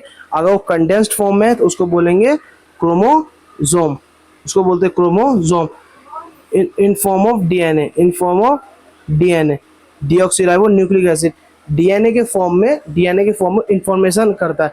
जैसे आप देखोगे कितने माँ बाप के आंख ना भूरे होंगे, कितने माँ बाप के आंख ना भूरे होंगे, उनकी बच्चों के भी आंख भूरे होंगे। अगर माँ बाप के आंख ब्राउन है या ब्लू कलर है, उसके बच्चों के भी आंख ब्लू या ब्राउन कलर के होते हैं। वो इनहेरिटेंस, वो पेरेंट्स का कैरेक्टर एक जनरेशन से दूसरे जनरेशन में जाता है, वो कौन कंटेन करता है, क्रोमोसोम। किस फॉर्म में, डीएनए के फॉर्म में। अब डीएनए क्या होता है, डीएनए आर कंपोज्ड ऑफ, वो भी मैं आपको बताता हूँ। क्रोमोसोम, पहले तो ये देख लो क्रोमोसोम क्या होता है। Chromosome are composed of DNA and specific protein. तो क्रोमोसोम किससे बनता है, डीएनए से, डीएनए और स्पेशल टाइप ऑफ प्रोटीन से मिलके क्रोमोसोम बनता है। Functional segment of DNA are genes. DNA का फंक्शनल सेगमेंट क्या होता है, जीन्स। डीएनए का फंक्शनल सेगमेंट क्या होता है, जीन्स। डीएनए का फंक्शनल सेगमेंट क्या होता है, जीन्स। मैंने क्या बताया, जो इंफॉर्मेशन है, जो पेरेंट से चाइल्ड की तरफ जो कैरेक्टर जाएगा, जो इंफॉर्मेशन जाएगा, जो मैंने आंखों का एग्जांपल लिया कलर का, वो जो इंफॉर्मेशन जाएगा पेरेंट से बच्चों की तरफ, वो डीएनए के फॉर्म में। और डीएनए में भी कहाँ पे, जीन्स में। क्या होता है ना, कुछ इस टाइप का डीएनए का ना स्ट्रक्चर होता है, कुछ तरीके का स्ट्रक्चर होता है। तो जो एक पार्ट, किसी भी एक थोड़े से एक पार्ट को निकाल लें, इसको बोलते हैं जीन्स। जीन्स कुछ ना प्रोटीन, जैसे कि ये कुछ प्रोटीन मिलके बन गया, फिर यही प्रोटीन दोबारा रिपीट हो रहा है, फिर यही प्रोटीन दोबारा रिपीट हो रहा है। ये जो रिपीटिंग वाले प्रोटीन है, इसको ये क्या है, ये जीन्स होते हैं। इसको क्या बोलते हैं, जीन्स बोलते हैं। इसको और डीप तरीके से ना आप 11th-12th में पढ़ोगे, इसको मतलब और अच्छे से आप 11th-12th में पढ़ोगे। अभी आप ये याद रखो, बाकी मैंने बता भी दिया आपको जीन्स क्या होता है। तो जो डीएनए के फॉर्म में होते हैं, और डीएनए का जो फंक्शनल सेगमेंट क्या होता है, जीन्स। डीएनए का जो फंक्शनल सेगमेंट होता है वो क्या होता है, जीन्स। व्हेन, अब देखो, when cell do not dividing, DNA is present as a form of chromatin. आपको सबको पता है ना, सेल डिवाइड करता है, सेल डिवाइड करता है। हम जो इतने छोटे से बच्चे होते हैं, इतना बड़ा हम लोग का ढांचा बन जाता है, सेल डिवाइड करता है। सेल क्या करता है, डिवाइड करता है। जब सेल डिवाइड नहीं करता रहता है, सेल हमेशा डिवाइड नहीं करता है, सेल रेस्टिंग फेज में भी होता है, सेल हर वक्त डिवाइड नहीं करता रहता है। जब सेल की नीड होती है, चाहे हमारा जब बॉडी ग्रो करता है तब, देखिए अब हमेशा तो हम बढ़ते नहीं रहते, एक समय पे रुक जाते हैं। आप देखते हो कई बार क्या होता है, चोट लग जाता है, कई बार तो गड्ढा रह भी जाता है और कुछ हद तक भर जाता है। कई बार चोट लगता है ना, तो कुछ दिनों बाद तो गायब हो जाता है। क्यों, क्योंकि उसके अगल बगल सेल डिवाइड करके उसको भर देते हैं। तो जब सेल को नीड होता है डिवाइड करने का, तब वो हर वक्त तो डिवाइड नहीं करता है। तो जब सेल डिवाइड नहीं करता रहता है, तब वो क्रोमैटिन के फॉर्म में, जो क्रोमोसोम आपने देखा, वो जो आपने क्रोमोसोम देखा, जेनेटिक मटेरियल, ये क्या होता है, जेनेटिक मटेरियल बोला जाता है इसको, जेनेटिक मटेरियल। हमारे जनरेशन जेनेटिक जो जीन्स होते हैं, उसके अंदर नेक्स्ट जनरेशन के लिए इंफॉर्मेशन डीएनए के फॉर्म में वो कंटेन करते हैं। ये जो जेनेटिक मटेरियल होता है ना, क्रोमैटिन, वो जेनेटिक मटेरियल जब सेल डिवाइड नहीं करता रहता, तो जेनेटिक मटेरियल क्रोमैटिन के फॉर्म में होता है, इंटेंगल, इस तरीके से धागों की तरह आपस में उलझा रहता है। और when cell about to divide, chromatin organise into chromosome. यही क्रोमैटिन जब सेल डिवाइड करने वाला होता है, इस तरीके से एक क्रोमोसोम बनाता है, क्रॉस लाइक स्ट्रक्चर बना लेता है, और ये कंडेंस हो जाते हैं, पास में आ जाते हैं, और ये क्या करते हैं, क्रोमोसोम बना देता है। अब देखो RBC, red blood cell. Sir red blood cell के बारे में क्या बताओगे आप यहाँ पे, RBC specialise to perform a specific function. कुछ सेल्स होते हैं हमारी बॉडी में, वो स्पेशलाइज कुछ स्पेसिफिक फंक्शन के लिए काम करते हैं, कुछ स्पेसिफिक फंक्शन करते हैं वो। जैसे specialised to perform specific function. कुछ सेल्स जो होते हैं ना, कुछ स्पेसिफिक फंक्शन के लिए, कुछ स्पेसिफिक काम के लिए यूज़ किया जाता है। जैसे कि उसमें से एग्जांपल है RBC, रेड ब्लड सेल्स। क्या करते हैं ना, इनसाइड RBC हीमोग्लोबिन होता है हमारे RBC में। अब वो स्पेशल फंक्शन क्या करता है, और ये RBC स्पेशल कैसे है, देखो। Inside RBC red blood cells hemoglobin is present, hemoglobin is present, and hemoglobin helps to transport oxygen to all cells. हमारे बॉडी में जितना भी ऑर्गन्स हैं, हमारी बॉडी में के जितने भी सेल्स हैं, वहाँ तक ऑक्सीजन कौन प्रोवाइड करता है? बिना ऑक्सीजन के तो हम जिंदा रह ही नहीं सकते। हमारे हर सेल को एनर्जी बनाने के लिए, ग्लूकोज को तोड़ने के लिए ऑक्सीजन का नीड पड़ता है। वो ग्लूकोज को तोड़ेगा, एनर्जी बनाएगा, तो ग्लूकोज को तोड़ने के लिए तो ऑक्सीजन चाहिए ना। तो हमारे हर सेल तक ऑक्सीजन कौन पहुंचाता है? ब्लड। अब ब्लड कैसे कैरी करता है ऑक्सीजन को? ब्लड के अंदर होता है हीमोग्लोबिन, और हीमोग्लोबिन में ऑक्सीजन अटैच होते हैं, तब हमारी पूरी बॉडी में वो ट्रांसपोर्ट होते हैं। तो क्या होता है? Mature RBC of human do not have nucleus, वो इन्यूक्लिएट होते हैं। क्यों? न्यूक्लियस क्यों नहीं प्रेजेंट होता है? Absence of nucleus provide more space to hemoglobin, allow it to transport a large amount of oxygen. RBC को ना सिर्फ एक काम दे रखा है भाई, तेरे को सिर्फ ऑक्सीजन पहुंचाना है पूरे बॉडी के सेल में, इसलिए उसमें से न्यूक्लियस हटा ही देते हैं। न्यूक्लियस नेचर ने उसमें से हटा रखा है। न्यूक्लियस हटाने से क्या होता है? उसके अंदर और स्पेस बढ़ जाता है भाई। जितना स्पेस आरबीसी में खाली रहेगा उतना हीमोग्लोबिन होगा, और जितना हीमोग्लोबिन होगा उतना हमारा बॉडी तक वो ऑक्सीजन पहुंचा पाएगा। तो उसका काम है ज्यादा से ज्यादा ऑक्सीजन पहुंचाना, इसलिए तो बोलते हैं उसका सिर्फ एक ही काम है, स्पेसिफिक काम ऑक्सीजन को ट्रांसपोर्ट करना। तो आरबीसी का स्पेसिफिक फंक्शन क्या है? ऑक्सीजन को ट्रांसपोर्ट करना। तो जब उसका स्पेसिफिक फंक्शन ऑक्सीजन को ट्रांसपोर्ट करना है, तो उसको और दूसरा काम दो ही मत, उसका जगह घेरो ही मत, उसको सिर्फ काम दो ऑक्सीजन को ट्रांसपोर्ट कर। इसलिए न्यूक्लियस उसमें होता ही नहीं है। नेचर ने उसको इन्यूक्लिएट बना रखा है, उसमें न्यूक्लियस होता ही नहीं है। और न्यूक्लियस ना होकर के क्या होता है? उसको एक्स्ट्रा स्पेस प्रोवाइड करता है, ताकि वो ज्यादा से ज्यादा ऑक्सीजन हमारे बॉडी तक ट्रांसपोर्ट कर सके। Since RBC lack nucleus, they can't divide or repair. Their lifespan is short and they survive approximately 120 days. But हाँ, न्यूक्लियस ही तो ब्रेन ऑफ द सेल होता है। बस जब सेल के अंदर न्यूक्लियस ही नहीं है, तो उसको डिवाइड करना है, रिपेयर करना। अब देखो, सेल को कब डिवाइड करना है, कब रिपेयर करना है, हमारी बॉडी के सेल को कौन बताता है? ब्रेन। मैंने अभी बोला ना, जब नीड होती है तब। तो वो नीड कौन बताता है? अगल बगल के सेल को, जहाँ पे चोट लगा है उसके अगल बगल के सेल को अब नीड है डिवाइड करने का, ये कौन बताएगा? ब्रेन बताता है। सेम है, जब कोई भी बॉडी में सेल डिस्टर्ब होता है, यानी कि मतलब डिस्टर्ब कह रहा हूँ मैं, इंजर्ड हो जाता है, तो उसको क्या किया जाता है? रिपेयर किया जाता है। या फिर वो उसको अगर बिल्कुल ही रप्चर हो जाए, बिल्कुल ही वो डेड हो जाए, तो वहाँ पे दूसरा सेल डिवाइड होकर के आता है। बट आरबीसी क्या होता है ना, अगर वो खराब भी हो जाता है तो रिपेयर नहीं हो सकता। खराब इन द सेंस की कोई मशीन नहीं है। अगर उसमें वो ना वो रिपेयर हो सकता है, ना वो डिवाइड हो सकता है, क्योंकि उसको पता ही नहीं है कब डिवाइड होना है, कब रिपेयर होना है, क्योंकि उसका ब्रेन तो है ही नहीं उसके पास। तो क्या होता है? वो अपना काम करता रहता है, और 120 डेज के बाद वो अपने आप ही डेड कर जाता है। 120 डेज के बाद अपने आप ही वो डेड कर जाता है। तो एक आरबीसी का लाइफ स्पैन कितना होता है? 120 डेज। तो सर ऐसे तो सारी आरबीसी खत्म हो जाएगी? नहीं, आरबीसी हमारी बॉडी में बनता भी रहता है, और 120 डेज के बाद अपने आप ही वो डेड भी हो जाता है। आरबीसी अपने आप हर 120 दिन के बाद खत्म होता रहता है और बॉडी में बनता रहता है, क्योंकि उसके अंदर न्यूक्लियस होता ही नहीं है। उसको स्पेसिफिक फंक्शन दे रखा है, इसलिए तो स्पेशलाइज्ड है वो। उसका स्पेसिफिक फंक्शन है बस ऑक्सीजन को पहुंचाता रहे 120 दिन तक। और जैसे 120 दिन जब उसका काम खत्म हो जाता है, ऑब्वियसली बात है वो थक जाता है, वो डैमेज हो जाता है। और जब वो डैमेज हो जाता है तो ना वो रिपेयर हो पाता है और ना वो डिवाइड हो पाता है, वो अपने आप ही डेड कर जाता है। सेल जब डैमेज होगा तो न्यूक्लियस उसको बोलेगा भाई अब अपने आप को रिपेयर कर, तो रिपेयर करेगा। बट उसका ब्रेन तो होता ही नहीं है आरबीसी का तो ब्रेन जो होता है न्यूक्लियस, किसी भी सेल का जो ब्रेन होता है न्यूक्लियस, वो तो एब्सेंट होता है, ताकि हीमोग्लोबिन को ज्यादा से ज्यादा स्पेस मिल सके। इसलिए जब उसका ब्रेन ही नहीं होता उसके पास, तो उसको पता ही नहीं होता कब अपने आप को रिपेयर करना है, कब डिवाइड करना है। इसलिए अप्रोक्सीमेटली 120 डेज के बाद वो अपने आप ही डिस्ट्रॉय हो जाता है। ये इतनी बात तो थी भाई यूकैरियोटिक की, ये सब यूकैरियोटिक की बात कर रहे थे। अब बात करते हैं भाई प्रोकैरियोटिक की। किसकी बात करें? Prokaryotic cell, their DNA is present as a single circular molecule associated with specific protein। होता क्या है ना, एक तो एनसीईआरटी में ही दे नहीं रखा है। इसमें क्या बोला है, जो प्रोकैरियोटिक सेल होता है, बोला ना वेल डिफाइंड न्यूक्लियस होता ही नहीं है। ये क्रोमैटिन, ये क्रोमोसोम, जो क्रोमोसोम स्ट्रक्चर बन गया, क्रॉस स्ट्रक्चर, जब वो डिवाइड होने वाला होता है तो क्रॉस स्ट्रक्चर बन जाता है। ये वेल डिफाइंड न्यूक्लियस तो प्रोकैरियोटिक में होता ही नहीं है। तो उसमें एक्चुअली क्या होता है ना, सर्कुलर डीएनए होता है। कौन सा डीएनए होता है? उसका जो डीएनए होता है सिंगल डीएनए होता है और सर्कुलर होता है। पर एक्चुअली मैं आपको रियल बता देता हूँ, ये एनसीईआरटी में दे रखा है, ये मैंने एक्स्ट्रा लिखा है, ये पहले बता देता हूँ, ये एक्स्ट्रा है।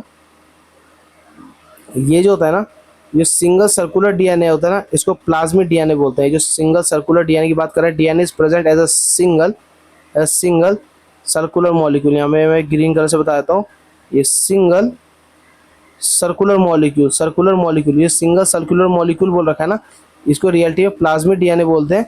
और एक न्यूक्लियोइड डीएनए होता है, ये देख लो इसके चारों तरफ ना मेम्ब्रेन प्रेजेंट नहीं है, यहाँ पे देखा आपने, ये डबल लेयर मेम्ब्रेन बताया था, ये ये ये डबल लेयर मेम्ब्रेन बताया था मैं इसमें, ये डबल लेयर जो मेम्ब्रेन था, ये जो यहाँ पे जो मैंने डबल बाउंड न्यूक्लियर मेम्ब्रेन जो था, ये डबल बाउंड न्यूक्लियर मेम्ब्रेन जो था, ये यहाँ पे अब्सेंट है, ये देख रहे हो, ये मटेरियल, ये जेनेटिक मटेरियल, ये जो जेनेटिक मटेरियल है इसी तरीके से बस सीधा प्रेजेंट है without outer membrane, without outer membrane. इसको बोलता है न्यूक्लियोइड मेम्ब्रेन, क्योंकि वेल डिफाइंड न्यूक्लियस होता ही नहीं है प्रोकैरियोटिक का। देखो अभी मैंने आपको राइबोसोम बताया था, अभी मैंने आपको क्या बताया था, राइबोसोम, क्या बताया था, ribosome. Ribosomes a tiny structure site of protein synthesis, site of protein synthesis। ये दो तरीके से साइटोप्लाज्म में प्रेजेंट होता है, मैंने बताया एक तो न्यूक्लियस के अंदर ये बनता है, न्यूक्लियस के अंदर जो क्रोमैटिन होता है उसके अंदर जो कंडेंस स्ट्रक्चर न्यूक्लियोलस होता है, न्यूक्लियोलस राइबोसोम को बनाता है, राइबोसोम के सब यूनिट्स को बनाता है एक्चुअली, और वो सब यूनिट्स मूव करते हैं साइटोप्लाज्म में, और साइटोप्लाज्म अटैच होकर के राइबोसोम बनते हैं, और राइबोसोम का काम होता है प्रोटीन बनाना। अब प्रोटीन बनाना उसका काम होता है, और राइबोसोम दो जगह प्रेजेंट होता है, present freely in cytoplasm, cytoplasm में फ्रीली घूमता रहेगा, या अटैच टू ईआर, ईआर से अटैच होगा। अब ईआर क्या होता है, ईआर होता है एंडोप्लाज्मिक रेटिकुलम, ईआर क्या होता है, एंडोप्लाज्मिक रेटिकुलम। ये एक लार्ज मॉलिक्यूल होता है, लार्ज मॉलिक्यूल बोलते हो, मॉलिक्यूल मतलब ये एक लार्ज ऑर्गेनेल होता है, ये बॉडी का एक ऑर्गेनेल है, जैसे न्यूक्लियस है, जैसे कि राइबोसोम है, वैसे ही एंडोप्लाज्मिक रेटिकुलम भी एक ऑर्गेनेल है, एक ऑर्गेनेल है। देखो अभी इसमें ईआर बचा है, गोल्जी बॉडी बचा है, और लाइसोसोम बचा है, बस ये तीन टॉपिक बचा है। इसके बाद नेक्स्ट हम अब अगले पार्ट में करेंगे, पहले मैं आपको ईआर बता देता हूँ। होता क्या है, ER is spread in cytoplasm like network, ER is continuous with outer membrane of nucleus, ER plays a key role in synthesis and transport of protein, fats and some hormones in some specific cell। जैसे कि ये nuclear membrane था, ये जो मैंने discontinued nuclear membrane बनाया था, इस तरीके से discontinued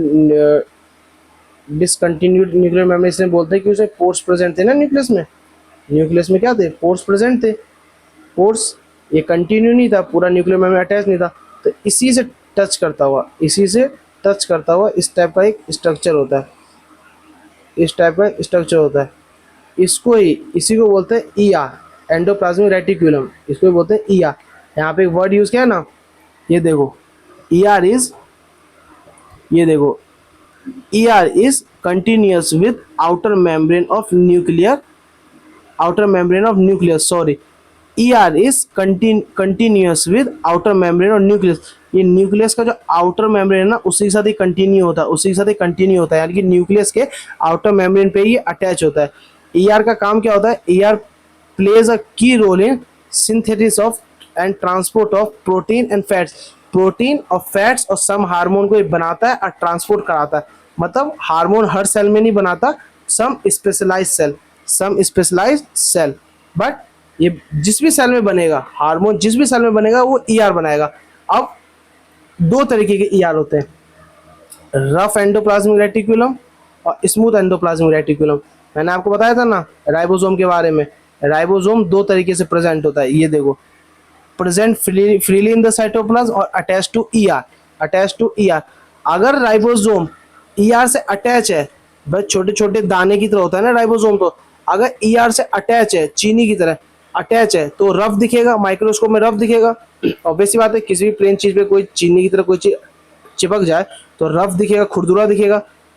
ribosome attach to its surface, ribosome इसके सरफेस पे अटैच होता है, तभी तो इसका नाम रफ है। रफ एंडोप्लाज्मिक रेटिकुलम कौन होता है, जिसपे राइबोसोम अटैच हो, जिस ईआर के ऊपर राइबोसोम अटैच होता है उसको रफ ईआर बोलते हैं। तो जो रफ ईआर होता है वो इन्वॉल्व होता है प्रोटीन के सिंथेसिस में एंड सिक्रेशन। उसका एग्जांपल है पैंक्रियाटिक सेल। तो मैंने क्या होता था, प्रोटीन और फैट बनाता है, तो जो प्रोटीन बनाता है वो है rough endoplasmic reticulum. Rough endoplasmic reticulum का क्या काम है, प्रोटीन को बनाना और उसे सिक्रीट करना। और स्मूथ एंडोप्लाज्मिक का क्या काम है, पहले बात तो स्मूथ एंडोप्लाज्मिक रेटिकुलम कौन सा होगा, दोनों ER है, दोनों सेम ही चीज है, बट जिस ER के ऊपर राइबोसोम अटैच हो उसको बोलते हैं रफ। वो रफ एंडोप्लाज्मिक रेटिकुलम बोलते हैं। अब मैंने आपको एक और चीज बताया था, प्रोटीन बनाने का काम किसका होता है, प्रोटीन बनाने का काम किसका होता है, राइबोसोम का। तो जो रफ एंडोप्लाज्मिक रेटिकुलम है वो रफ इसलिए है क्योंकि उस एंडोप्लाज्मिक रेटिकुलम के ऊपर राइबोसोम अटैच है। अब वही राइबोसोम तो हेल्प करता है उसको प्रोटीन बनाने में, क्योंकि राइबोसोम का तो काम ही होता है protein banana. Ribosome is a protein synthesis site of protein synthesis. Protein बनाने का साइट है राइबोसोम। तो राइबोसोम ER के ऊपर अटैच होता है, प्रोटीन बनाता है और फिर उसको सिक्रीट कराता है। तो ER भी हेल्प करता है राइबोसोम को प्रोटीन, बने हुए प्रोटीन को सिक्रीट कराने में। इसलिए हम बोलते हैं, इस तरीके से बोलते हैं, जो rough endoplasmic reticulum is involve in protein synthesis and secretion. Protein synthesis and secretion, protein को बनाने में और उसको सिक्रीट कराने में कौन हेल्प करता है, और कौन करता है, रफ एंडोप्लाज्मिक रेटिकुलम। और वो रफ क्यों है, क्योंकि उसके ऊपर राइबोसोम अटैच है।